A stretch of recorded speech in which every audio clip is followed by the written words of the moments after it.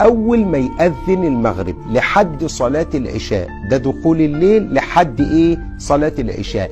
اللي معاها عيل صغير تقعده جنبها، واللي معاها بيبي بيزحف تحطه على حجرها، واللي معاها عيال بتتنطط وتتشقلب وتتشاقى، بلاش تتشاقى دي ان شاء الله كلهم سعداء ونشيطين شوية بيجروا حواليها تقعدهم جنبها.